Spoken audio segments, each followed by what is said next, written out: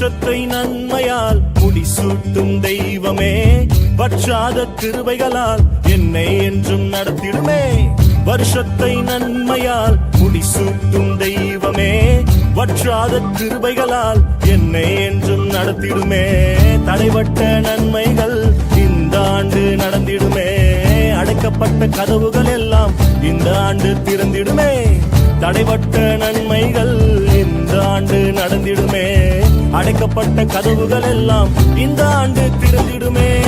மகிமை மேல் மகிமை என்னை மறுரூபமாக்கும் மகிமை, மகிமை மேல் மகிமை என்னை மறுரூபமாக்கும் மகிமை. எந்த வாழ்வை மாற்றிடும் மாறாத உந்தன் மகிமை, எந்த வாழ்வை மாற்றிடும் மாறாத உந்தன் மகிமை.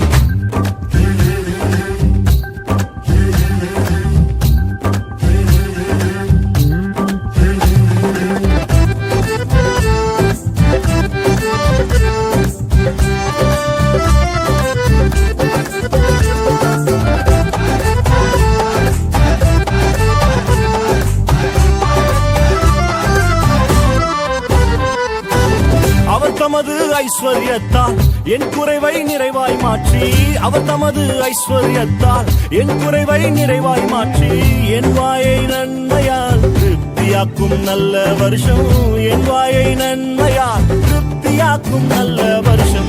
மகிமை மேல் மகிமை என்னை மறுரூபமாக்கும் மகிமை, மகிமை மேல் மகிமை என்னை மறுரூபமாக்கும் மகிமை. எந்த வாழ்வை மாற்றிடும் மாறாத உந்தன் மகிமை, எந்த வாழ்வை மாற்றிடும் மாறாத உந்தன் மகிமை.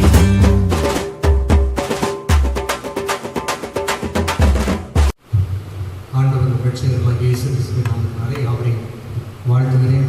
பரிசுத்த ஆராதனை கடந்து வருகிற ஒவ்வொருவரையும் கர்த்தராமே ஆசீர்வதிக்கும்படியாய் கண்ணை மூடி ஜெபிக்கலாம். அப்பா பிதாவே, உம்முடைய ஒரே பேரான குமாரனாகிய இயேசுவின் நாமத்தினாலே நாங்கள் நம்முடைய பாதத்தில் வந்திருக்கிறோம்.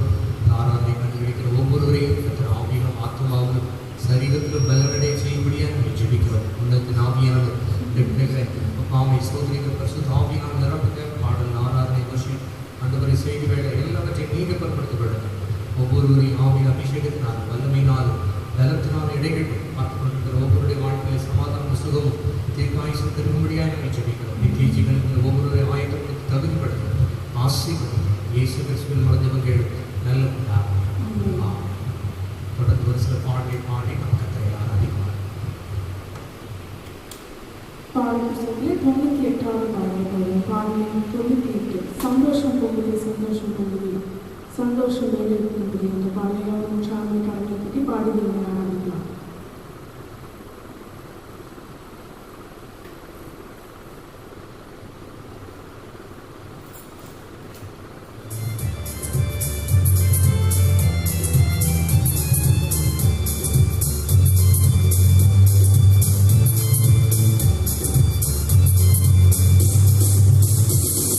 சந்தோஷம் பொங்குதே, சந்தோஷம் வேற பொங்குதே.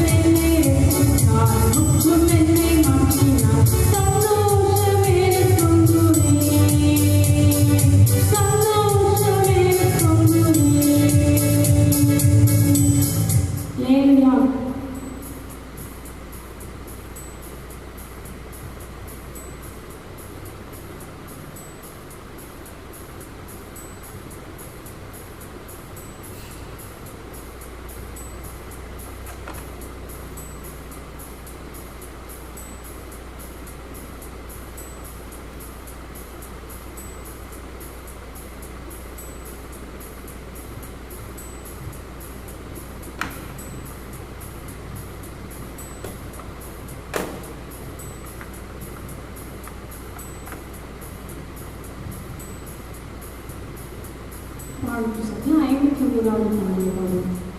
ஜீவனுள்ள தேவனை பாடும். ஜீவ பாதையிலே நடக்கும். ஜீவ தண்ணீர் குறுமூற்றிலே ஜீவ பெறையிலே நடக்கும் என்ற பாடலை யாரோற்றாமல் கரையை பாடி நாம் தேவனாக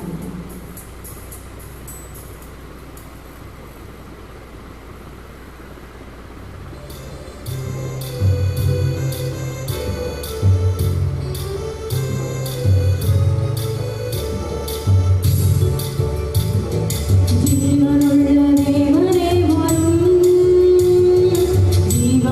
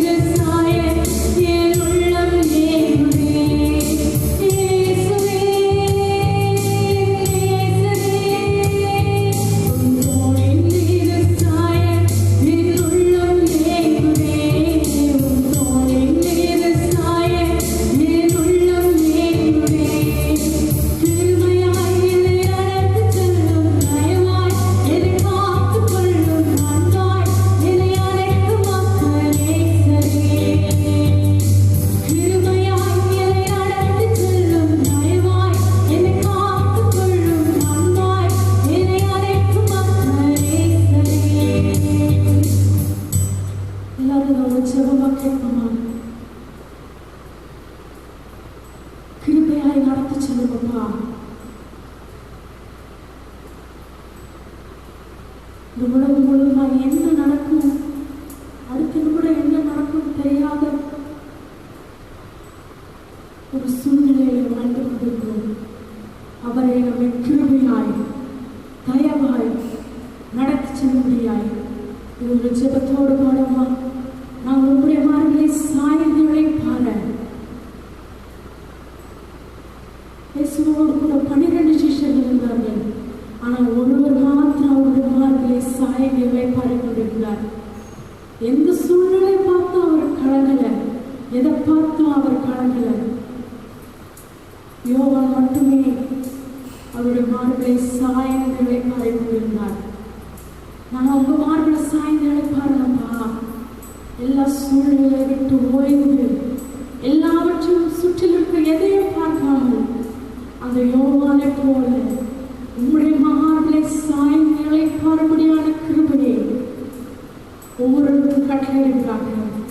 இழைப்படைந்தவர்களுக்கு இழைப்பாறுதல் அளிக்கும் பரிசுத்த ஆவியானவர் இந்த காலங்களில் ஒவ்வொருவரையும் நடப்புகிறார்கள். நமக்கு சோத்திரமப்பா, மக்கு சோத்திரமப்பா, மக்கு சோத்திரமப்பா. காத்திருக்கிறவர்களோ புதுபலன் அடைந்து கழுகுகளை போல செட்டைகளை அடித்து எழுப்புவார்கள். அவர்கள் ஓடினாலும் இழைப்படையார்கள், நடந்தாலும் சோர்ந்து போகார்கள். இந்த வார்த்தையின்படியாய் உமக்கு காத்திருக்கிற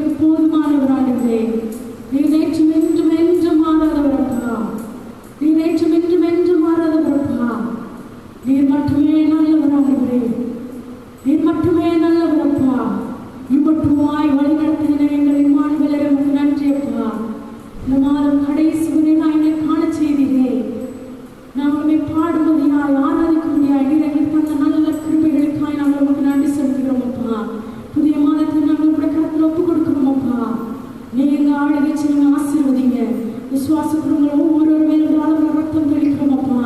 உங்கள் ரத்தத்தினால் உண்டாகிற பாதுகாப்பு சுகம் ஒவ்வொருக்கும் உண்டாகட்டும் அப்பா. உமக்கு நன்றி அப்பா. ஒவ்வொரு மேலும் ரத்தம் தெளிக்கிறோம் அப்பா. உங்கள் ரத்தத்தினால் உண்டாகிற பாதுகாப்பு உண்டாகட்டும் அப்பா. சுகம் உண்டாகட்டும் அப்பா. பலன் உண்டாகட்டும் அப்பா. ஒவ்வொருவரை பாதுகாத்துக் கொள்வீராக, நீர் மறைத்துக் கொள்வீராக. எல்லாருடைய எல்லா தேவைகளை நீர் சந்தித்தருளுவீராக.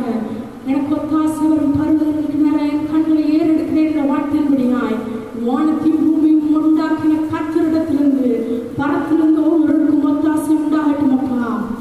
எல்லா தேவைகளையும் பிள்ளைகளுக்கு சந்தித்துக் கொடுப்பீராக. ஏகோவாய் ஈரேவாய் நீரே எல்லாவற்றையும் பார்த்துக் கொள்கிறவராய் நீர் கூட இருந்து வழி நடத்துங்கப்பா. இம்மானுவேலராய் இம்மட்டுமாய் கூட இருக்கிற தேவனே, கூட இருந்து வழி நடத்துகிற தேவனே, அவனுமாய் இம்மானுவேலராய் ஒவ்வொருவரோடு கூட இருந்து வழி நடத்துங்க. நீங்க பெரிய காரியங்களை செய்யுங்கப்பா. செய்திகளில் நீர் எங்களோடு பேசுவீராக. நீர் எங்களோடு பேசி ஒவ்வொருடையும் பலப்படுத்தி உற்சாகத்தினால் நாங்கள் நிரப்புங்கப்பா. பரிசுத்தாவினுடைய ஆணைக்குள்ளே ஒப்புக் கொடுக்கிறோம். ஆட்கொள்ளுங்க, பெரிய காரியங்களை செய்ய. எல்லா துதிகர மகிமையில உமக்கு ஏறெடுக்கிறோம். இயேசுவின் மூலம் ஜெபம் கேளும் நல்ல பிதாவே. ஆமென்.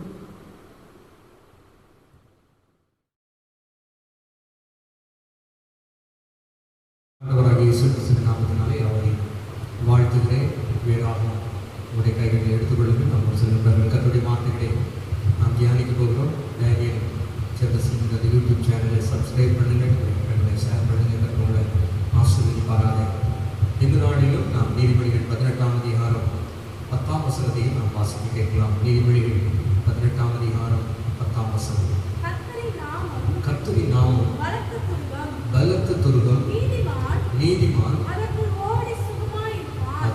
ஓடி சுகமாயிருப்பான். நீதிமானுடைய குணாதிசயம் என்ற தலைப்பில் நாம் கர்த்தருடைய வார்த்தைகளை கேட்கப் போகிறோம். நீதிமான் என்று சொன்னால் யோவான் 1:7 சொல்லப்பட்டிருக்கிறது, இயேசு கிறிஸ்துவினுடைய இரத்தத்தினாலே நாம் யாரும் கழுவப்பட்டு நீதிமான்களாக நாம் மாற்றப்படுகிறோம். அவர் குமாரனாகிய இயேசு கிறிஸ்துவின் இரத்தம் சகல பாவங்களை நீக்கி நம்மை சுத்திகரிக்கும். இயேசு கிறிஸ்துவின் இரத்தத்தினாலே சுத்திகரிக்கப்பட்டிருக்கிற ஒவ்வொரு பிள்ளைகளுக்கும் தேவன் கொடுக்கிற நிறைவான ஆசீர்வாதங்களில் ஒன்று ரட்சிப்பு. ரட்சிப்பு எந்த மனுஷனுக்குள்ளே காணப்படுகிறதோ அவனுடைய வாழ்க்கையிலே அது தொடர்ச்சியாக கர்த்தர் சுகத்தை கொடுக்க கர்த்தர் வல்லமையுள்ள தேவனாக இருக்கிறார். சங்கீதம் 103ஆம் சங்கீதத்திலே 3ஆம் வசனத்தை நாம் வாசிக்கும் பொழுது கர்த்தருடைய வார்த்தை இவ்வாறாய் சொல்லப்பட்டிருக்கிறது. அவர் அக்கிரமங்களை எல்லாம் மன்னித்து நோய்களை எல்லாம் குணமாக்கி உன் பிராணனை அழிவுக்கு விலக்கி மீட்டு உன்னை கிருபையினாலும் முடிசூட்டி நன்மையினால் வாயை திருப்தியாக்குகிறார். கழுகுக்கு சமானமாய் உன் வயது திரும்ப வாழ வயது போலாகிறது. அருமையான தேவனுடைய பிள்ளைகளே, கர்த்தர் உங்களுக்கு கொடுக்கிற ரட்சிப்பு அது சுகத்தை கொண்டு வருகிறது. சுகத்தை மாத்திரமல்ல, உங்களுடைய ஆயுசு நாட்களை கர்த்தர் பெருகப்படுகிறார். அப்படி வார்த்தை சொல்லப்பட்டிருக்கிறது, கழுகுக்கு சமானமாய் உன் வயது திரும்ப வாழ வயது போல மாறும். வயதான கழுகு அது உயரமான மலை குன்றுகள் மேலே ஏறி உட்கார்ந்து, சிகரங்கள் மேலே ஏறி உட்கார்ந்து ரொம்ப வயசாய்த்து அதால் பறக்க முடியாத சூழ்நிலையில தன்னுடைய ரெக்கைகள் எல்லாவற்றையும் அது பிடுங்கி புதிதாக கழுகுடைய சட்டைகள் முளைக்கிற வரை அது தன்னுடைய சரீரத்தை ஒடுக்கி அது காத்திருக்குமா. மறுபடியும் ஒரு சில நாட்கள் கணக்கில் அது காத்திருந்து புதிதான சட்டைகள் முளைத்த பின்பு அது மறுபடியும் ஒரு வாலிப கழுகை போல பறக்கக்கூடியதாய் காணப்படும். எந்த மனுஷனுடைய வாழ்க்கையில் அவனுடைய பாவங்கள் அவனுடைய அக்கிரமங்கள் எல்லாம் மன்னிக்கப்படுகிறதோ அவனுடைய வாழ்க்கையில சுகம் கடந்து வரும். அவருடைய அக்கிரமங்கள் எல்லாம் மன்னித்து நோய்களை எல்லாம் குணமாக்கி பிராணனை அழிவுக்கு விலக்கி மீட்டு உன்னை கிருபையினால் இரக்கத்தினால் சுற்றி கழுகுக்கு சமானமாய் வயது திரும்ப வாழ வயது போலாக. இந்த வார்த்தைகளை கேட்டுக்கொண்டிருக்கிற அருமையான தாய் தகப்பனே, அருமையான சகோதரி சகோதரியே, ஒருவேளை வியாதிப்பட்டவராய் நீங்கள் காணப்படுவீர்களானால்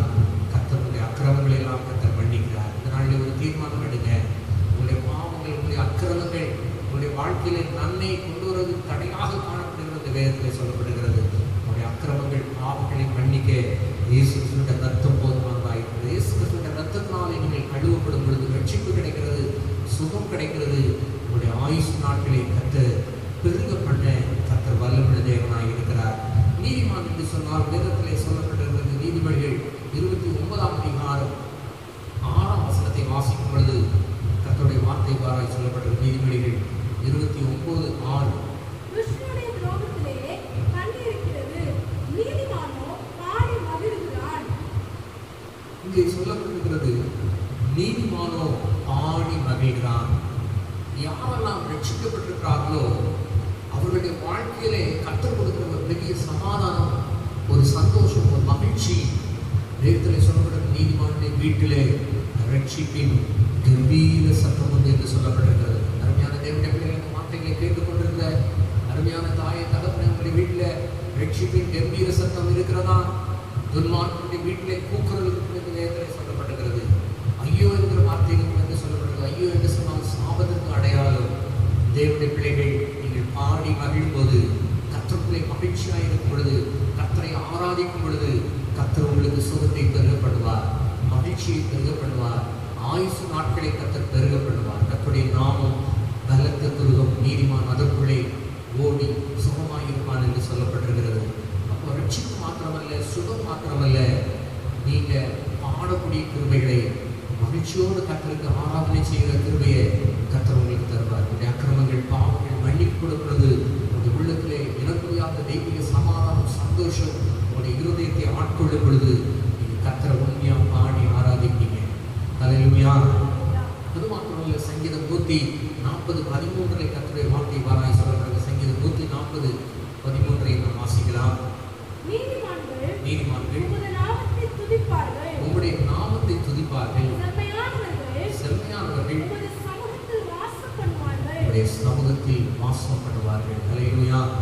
நீதிமான்கள் என்று சொன்னால் பாடி மகிழ்வார்கள், கர்த்தரை துதிப்பார்கள். அல்லேலூயா. ஆமென். ஆமென். சந்தோஷமாக இருக்கிறவன் சங்கீதம் பாட கடவுள் என்று சொல்லப்படுது. நீங்கள் கர்த்தருக்குள்ள மகிழ்ச்சியாக இருந்தீங்கன்னா உங்கள் வாயில் கர்த்தரை பாடுற பாடல் வரும். தேவனுடைய வார்த்தை சொல்லப்படுது, கர்த்தருக்கு புதுப்பாட்டை பாடுங்கள் என்று சொல்லப்பட்டிருக்கிறது. அல்லேலூயா. வேதத்திலே சொல்லப்படுது, தாவீது எழுதின சங்கீதங்கள், மோசேயின் பாட்டு, இன்னும் அநேக பாடல்கள் வேதத்திலே சொல்லப்பட்டிருக்கிறது. தேவனுடைய பிள்ளைகள், நல்ல கருத்துள்ள வேத வசனங்கள் நிறைந்ததாக காணப்படுகிற நல்ல பாடல்களை நீங்கள் பாடும் பொழுது தேவன் உங்களை கர்த்தருக்குள்ளே மகிழ்ச்சி அடைய செய்வார். சமாதானமும் சந்தோஷமும் இருக்கக்கூடியதாக காணப்படும். இஸ்ரவேல் ஜனங்கள் அங்கே நீங்கள் பார்க்கும் பொழுது எரிகோ கோட்டைக்கு முன்பதாக அவர்கள் 7 நாள் சுற்றி 7ஆவது நாள் அவர்கள் கர்த்தரை கம்பீரமாக ஆர்ப்பரித்து துதித்தார்கள் என்று சொல்லப்பட்டிருக்கிறது. செம்மையானவர்கள், நீதிமான்கள் கர்த்தரை துதிப்பார்கள், செம்மையானவர்கள் அவருடைய சமூகத்திலே வாசம் பண்ணுவார்கள் என்று சொல்லப்பட்டிருக்கிறது.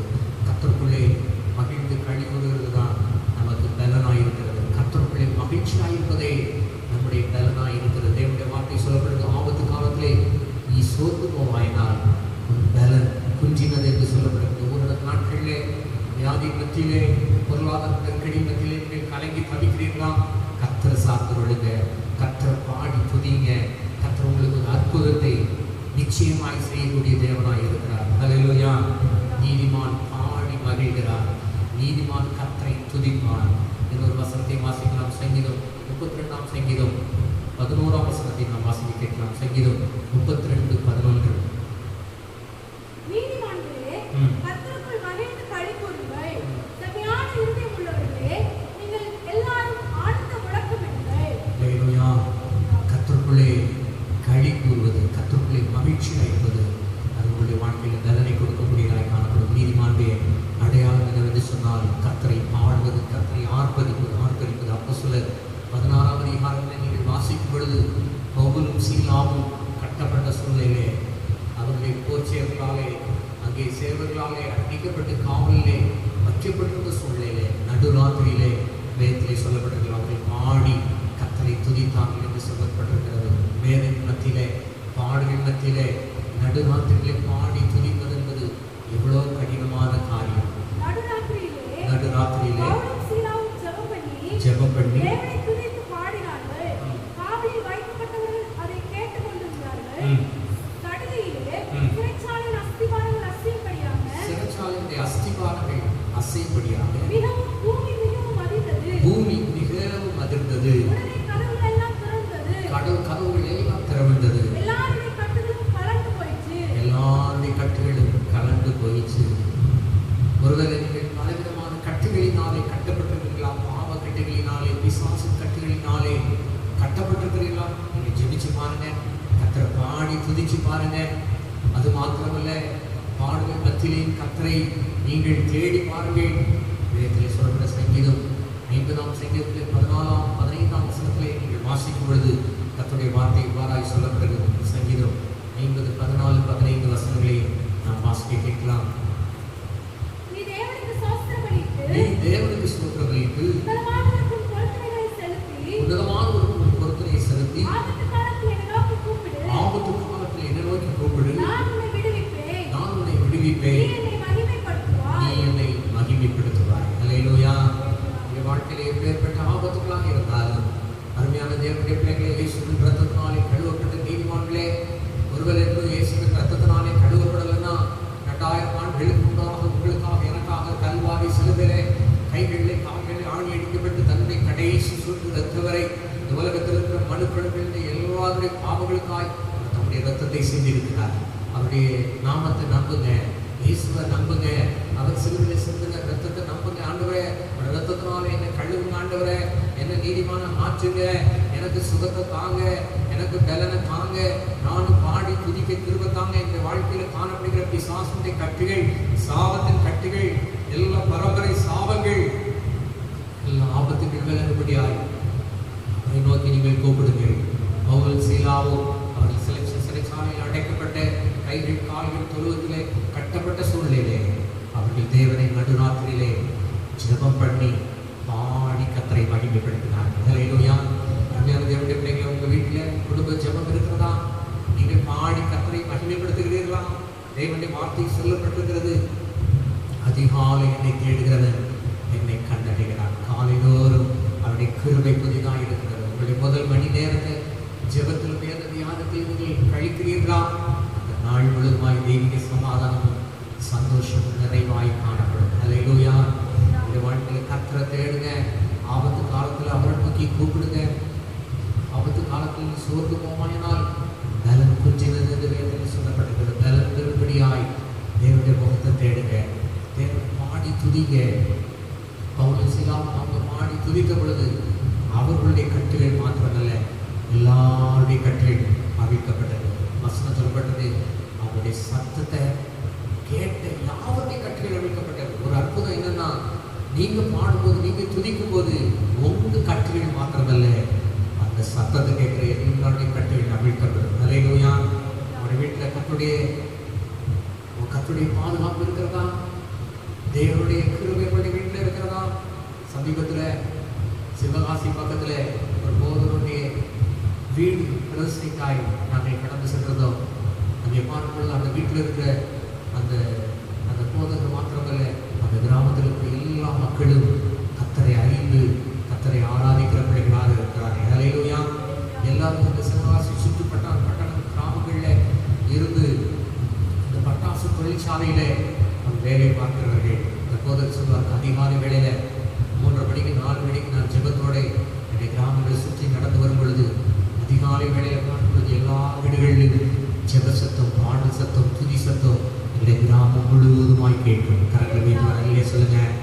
ஆமென். தேவனுடைய பிள்ளைகளே, தேவன் செய்த மகத்துவமான கிரியைகள் பல பல ஆண்டுகளாய், 40-50 ஆண்டுகளாய் அந்த பட்டாசு தொழிற்சாலையிலே என்னுடைய கிராம மக்கள் வேலை செய்கிறார்கள். இதுவரை ஒரு உயிரிழப்பு கூட ஏற்படாதபடி என்னுடைய கிராமத்து மக்களை கர்த்தர் பாதுகாத்தார் என்று சொன்னார். அல்லேலூயா. இந்த வார்த்தைகளை கேட்டுக்கொண்டிருக்கிற அருமையான தேவனுடைய பிள்ளையே, உங்களுடைய வீட்டில் அதிகாலை ஜெபம் இருக்கிறதா? குடும்ப ஜெபம் இருக்கிறதா? நீங்கள் தேவனை தேடுகிறீர்களா? குடும்பமாய் தேடுகிறீர்களா? தனிப்பட்ட முறையில் கர்த்தரை ஆராதிக்கிறீர்களா? நீங்கள் ஆராதிக்கும் பொழுது உங்களுக்கு மாத்திரமல்ல, சுற்றி இருக்கிற எல்லாருக்கும் பாதுகாப்பை கட்டளையிடுகிற தேவன். அல்லேலூயா.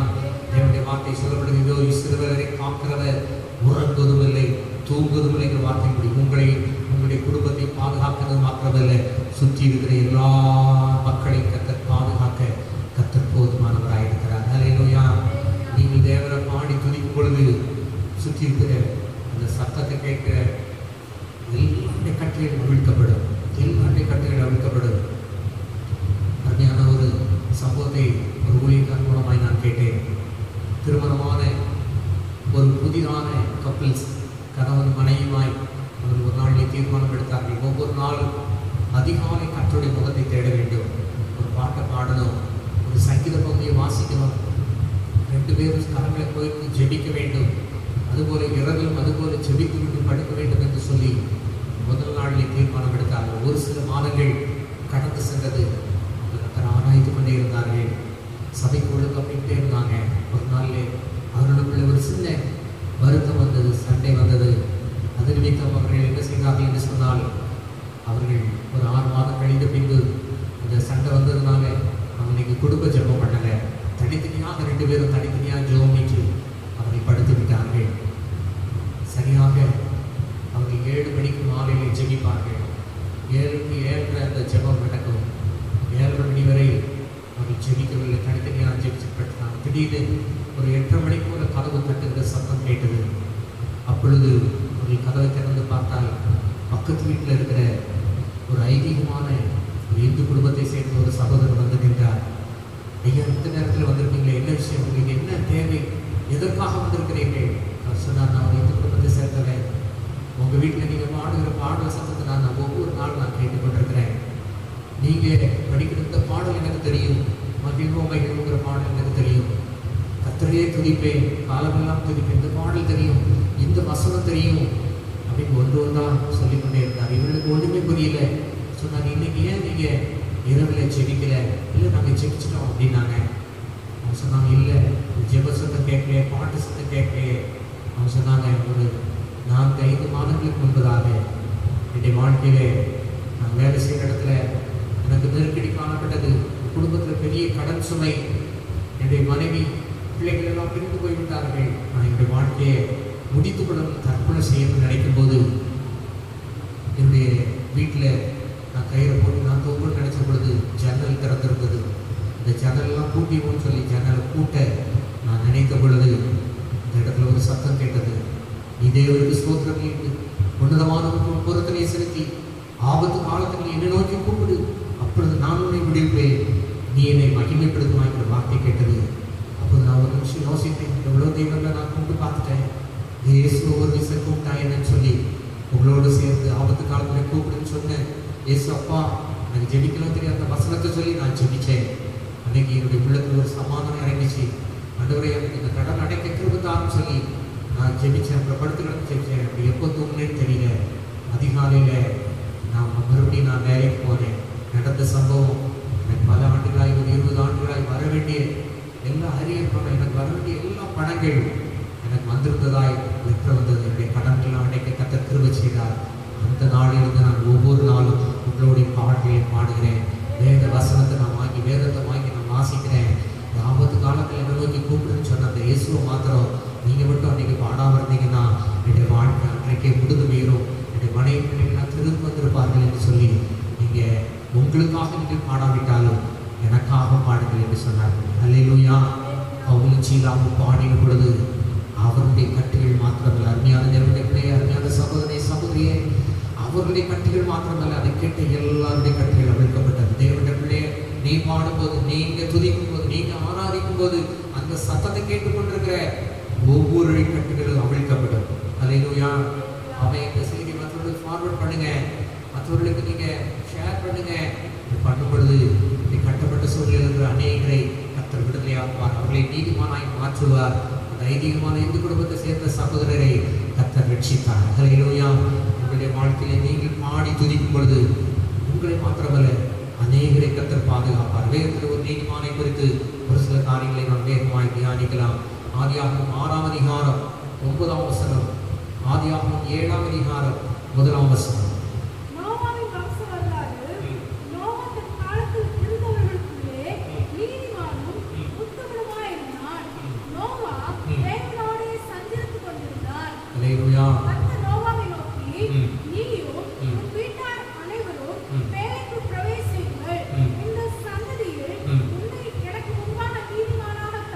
இப்போது இங்கே சொல்லப்பட்டிருக்கிறது நீதிமானாகிய நோவா என்று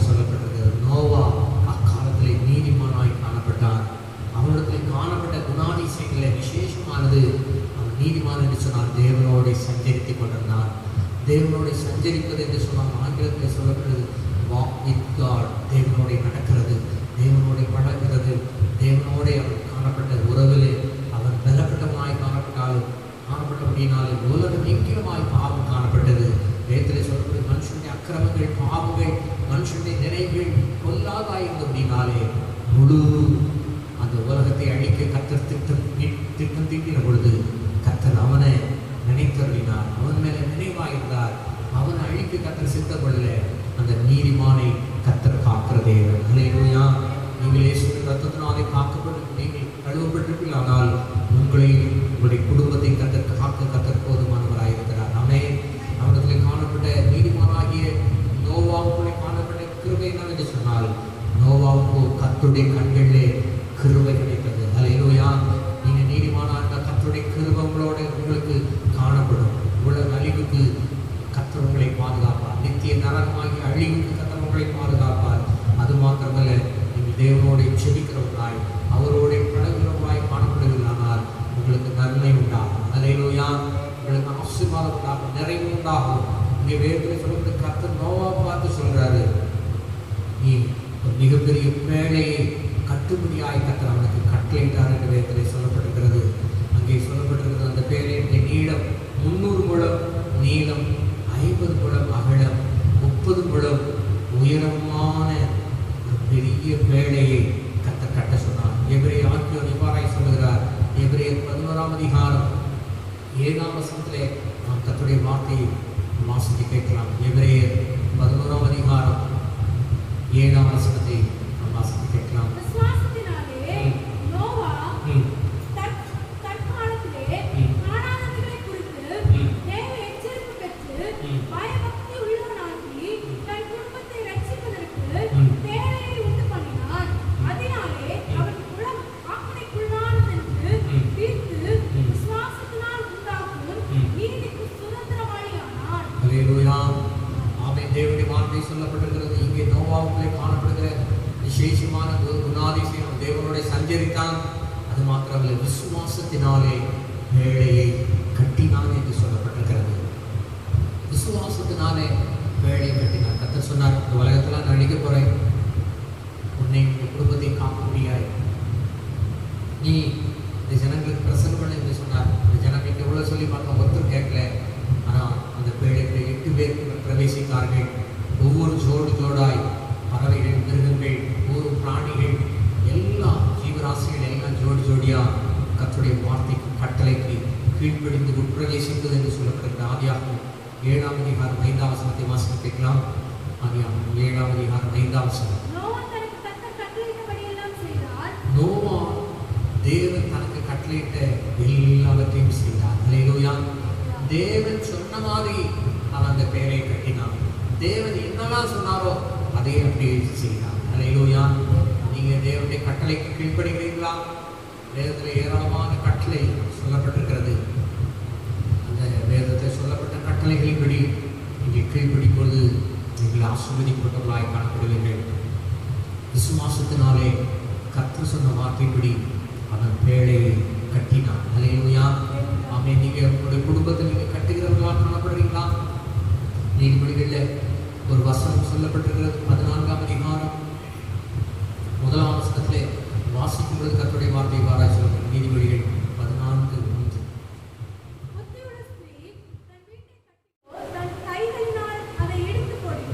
இங்கே சொல்லப்பட்டிருக்கிற புத்தியுள்ள ஸ்திரீ தன் வீட்டை கட்டுகிறாள், புத்தி இல்லாதவளோ அது தன் கைகளினால் பிடித்து போடுகிறாள். அல்லேலூயா. அருமையான தேவனுடைய பிள்ளைகளே, அருமையான குடும்ப தலைமைகளாக இருக்கிற சகோதரிகள், உடைய வீட்டை கட்டி எழுப்புகிறவர்களாக காணப்படுகிறீர்களா? வேதத்திலே சொல்லப்பட்டிருக்கிறது, ரட்சிக்கப்பட்ட புருஷன் நிமித்தம் மனைவி ரட்சிக்கப்படுகிறாள், ரட்சிக்கப்பட்ட மனைவி நிமித்தம் புருஷன் ரட்சிக்கப்படுகிறார். ஒருவேளை உடைய கணவர் ரட்சிக்கப்படாமல் இருக்கிறாங்களா? உடைய மனைவி ரட்சிக்கப்படாமல் இருக்கிறாங்களா? தேவனுடைய வார்த்தை சொல்லப்பட்டிருக்கிறது, தேவன் உங்கள் இருவரையும் ஒரே மாம்சமாக பார்க்கப்படுகிறானே நீங்கள் கர்த்தருக்கேற்ற விதத்திலே நடக்கும் பொழுது கர்த்தர் நிச்சயமாய் உங்களை ஆசீர்வதிப்பார். சங்கீதம் 128 1 முதல் 3 வரை வாசிக்கும் பொழுது இவ்வாறாய் சொல்லப்பட்டிருக்கிறது. கர்த்தருக்கு பயந்து அவர் வழியில் நடக்கிறவனோ அவன் பாக்கியவான். உன் கைகளின் பிரயாசத்தை நீ சாப்பிடுவாய், உனக்கு பாக்கியமும் நன்மையும் உண்டாயிருக்கும்.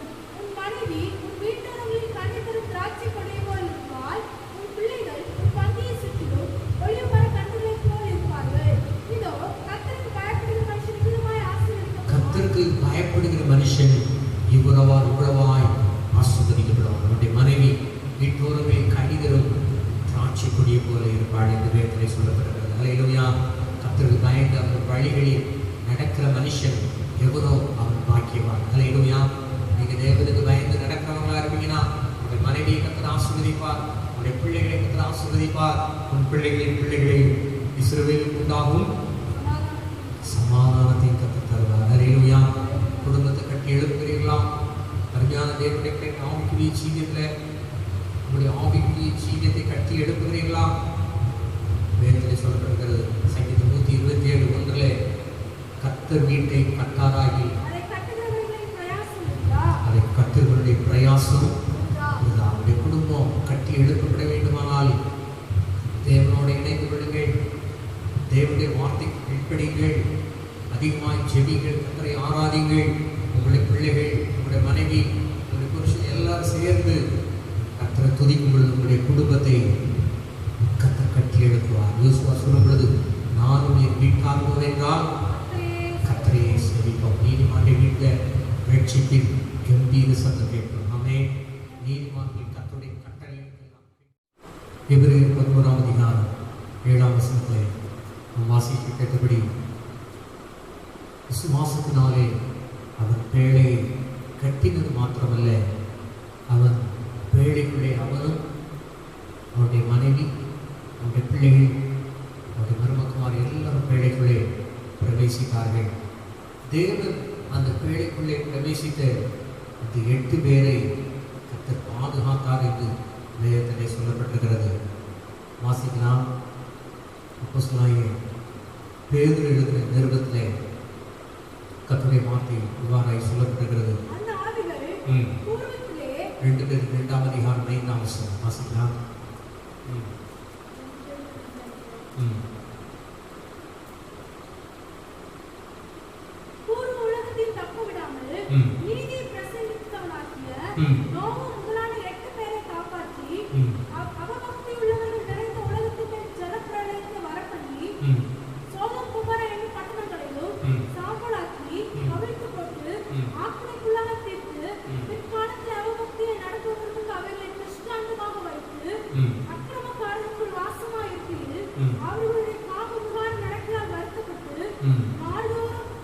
வாசிக்கும் பொழுது இங்கே அப்போஸ்தலனாகிய பேதுருவிடத்திலே நாம் பார்க்கும் பொழுது அவன் நோவா நீதி பிரசங்கித்தான் என்று சொல்லப்பட்டிருக்கிறது.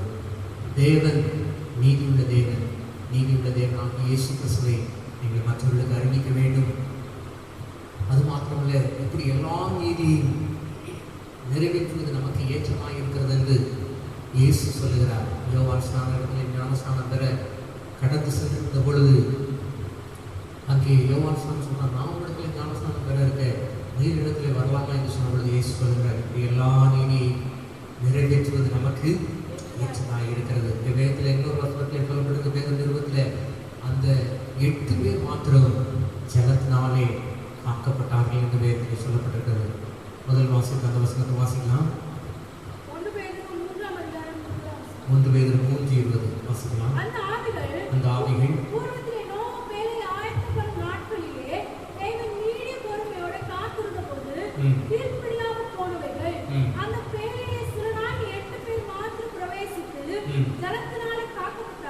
ஒரு வீட்டை சொல்லப்பட்டிருக்கிறது.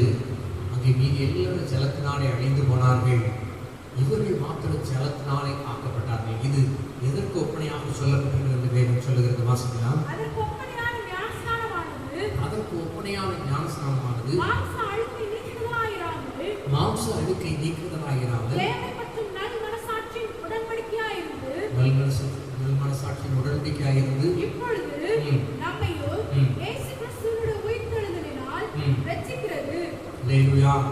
இங்கே சொல்லப்பட்டிருக்கிறது ஞானஸ்நானம். அது தேவனுடைய நல் மனசாட்சியின் உடன்படிக்கையாக இருக்கிறது. தேவனுடைய பிள்ளைகள் மனம் திரும்பி பாவம் மன்னிக்கும் என்று நீங்கள் ஞானஸ்நானத்தை பெறும் பொழுது, அபிஷேகத்தை பெறுகிற பொழுது நீங்கள் வருகைக்கென்று நீங்கள் ஆயத்தமாகிறவர்களாக காணப்படும். இயேசு சீக்கிரமாக வரப்போகிறார். உங்களுடைய வருகைக்கான எல்லா அடையாளங்கள் நிறைவேறிக்கொண்டே இருக்கிறது. உங்களுடைய வருகையில் நீங்கள் எடுத்துக்கொள்ளப்பட வேண்டுமானால் மனம் திரும்பிக்க வேண்டும். பிதாகுமார் பரிசுத்தாவின் நாமத்தினாலே ஒளிக்கு ஞானஸ்நானம் பெற்றிருக்க வேண்டும், அபிஷேகம் பெற்றிருக்க வேண்டும். அப்பொழுது நீங்கள் அவரோட கூட எடுத்துக்கொள்ளப்பட முடியும். வேதத்திலே சொல்லப்பட்டிருக்க மத்திய 24ஆம் அதிகாரம் 37ஆம் வசனத்திலே தேவனுடைய வார்த்தை இவ்வாறாய் சொல்லப்பட்டிருக்கிறது. மத்திய 24:37. நோவாவின் காலத்தில் எப்படி நடந்ததோ அப்படியே மனுஷகுமாரன் வரும் காலத்திலும் நடக்கும். மனுஷகுமாரன் வரும் நாட்களிலும் நடக்கும் என்று கர்த்தருடைய வார்த்தை சொல்லப்பட்டது. ஜனங்கள் புசிக்கும் குடிக்கும். எப்படி எனில் ஜலப்பிரளயத்துக்கு முன்னான காலத்திலே நோவா பேழைக்குள் பிரவேசிக்கும் நாள் வரைக்கும் ஜனங்கள் புசித்தும் குடித்தும் பெண் கொண்டும் பெண் கொடுத்தும் ஜலப்பிரளயம் வந்து அனைவரையும் வாரிக்கொண்டு போகும் மட்டும் உடனாக இருந்தார்கள். அப்படியே மனுஷகுமாரன் வரும் காலத்திலும் நடக்கும். வேதத்திலே சொல்லப்பட்டிருக்கிறது மனுஷகுமாரன் வரும் நாட்களிலும் நடக்கும். நோவா நாட்களில் நடந்தது போல ஜனங்கள் புசிப்பதும் குடிப்பதும் பெண் கொள்வதும் பெண் எடுப்பதும் எல்லா காரியங்களும் நிர்விசாரங்கள் எல்லா காரியங்களும் நோவா நாட்களில் நடந்தது போல இந்நாட்களிலே நடந்து கொண்டிருக்கிறது. இயேசு சீக்கிரமாய் வரப்போகிறார். நீதிமான்கள் என்று சொன்னால் பாடி மகிழ்கிறவர்களாக காணப்படுவீர்கள், துதிக்கிறவர்களாக காணப்படுவீர்கள். கர்த்தர் என்ன சொல்றாரோ அவருடைய கட்டளைக்கு கீழ்ப்பிடிக்கிறவர்களாக காணப்படுவீர்கள். தேவனோரை சஞ்சரிக்கிறவர்களாக காணப்படுவீர்கள். கர்த்தர் வார்த்தைக்கு கீழ்ப்படுத்தி ஞானஸ்நானம் பெறுகிறவர்களாக நீதியை மற்றவர்களுக்கு பிரசங்கிக்கிறவர்களாக காணப்படுவீர்கள். அது மாத்திரமல்ல, இயேசு கிறிஸ்து சீக்கிரமாய் வரப்போகிறார். ரட்சிக்கப்பட்டு ஞானஸ்நானம் பெற்று அபிஷேகம் பெற்றிருக்கிற பிள்ளைகள் பரிசுத்தமாயிருக்கிறவன் இன்னும் பரிசுத்தமாயிருக்கட்டும் தருவார்கள். பரிசுத்தத்தின் மேல் பரிசுத்தமடைய கர்த்தர் கிருபை தருவாராக. கர்த்தருடைய நாமம் பலத்த துருகம். நீதிமான் அதற்குள்ளே போய் சுகமாயிருப்பார். ஒரே ஒரு வசனத்தை வாசித்து முடிக்கலாம். ஆதியாகமம் 8ஆம் அதிகாரம் 20ஆம் வசனத்தை வாசிக்கலாம். அப்பொழுது நோவா கர்த்தருக்கு ஒரு பலிபீடம் கட்டி சுத்தமான சகல மிருகங்களிலும் சுத்தமான சகல பறவைகளிலும் சிலவற்றை தெரிந்து கொண்டு அவைகளை பலிபீடத்தின் மேல் தகன பலிகளாக பலியிட்டார். இங்கே சொல்லப்பட்டிருக்கிறது, அவன் பேரையிலிருந்து வெளியே வந்ததுக்கு அப்புறம் கர்த்தருக்கு நன்றி செலுத்தும்படியாய் கர்த்தருக்கு இந்த பலிபீடம் கட்டி பழைய பாட்டு முறைப்படி கர்த்தரை ஆராதிக்கிறவனாக காணப்படுவான். அல்லேலூயா. காணப்பட்டிருக்கிறான். நீங்களும் அருமையான தேவனுடைய பிள்ளைகளே, ஒவ்வொரு நாட்களிலே வீடுகளிலிருந்து கர்த்தரை ஆராதிக்கிற கர்த்தருடைய ஆராதனை பார்த்து கொண்டிருக்கிற உங்களை கர்த்தர் ஆசீர்வதிப்பார். சீக்கிரமாக ஆலயங்கள் நாம் திறக்கப்படும் என்று நாம் கர்த்தருக்குள்ளே விசுவாசிக்கிறோம். இந்த கொள்ளை நோயிலிருந்து கர்த்தர் தப்புவிக்க கர்த்தர் வல்லவல்ல தேவனாய் இருக்கிறார். அருமையான தேவனுடைய பிள்ளை, நீதிமானாய் நீங்கள் பாடி துதிக்கும் பொழுது உங்களுடைய கட்டளைகள் மாத்திரமல்ல, நீங்கள் வீடுகளில் பாடி துதிக்கும் பொழுது சுற்றி இருக்கிற எல்லாருடைய கட்டளைகள் அவிழ்க்கப்படும். நீங்கள் இயேசு கிறிஸ்துவ மற்றவர்களுக்கு சொல்லுங்க, இயேசு நல்லவர் என்று சொல்லுங்க. இயேசு ரொம்ப நல்லவர் என்பதை உங்களுடைய வாழ்க்கையில் எதெல்லாம் கர்த்தர் நல்லவராக இருக்கிறார் என்பதை மற்றவர்களுக்கு சாட்சி பகர்கள்.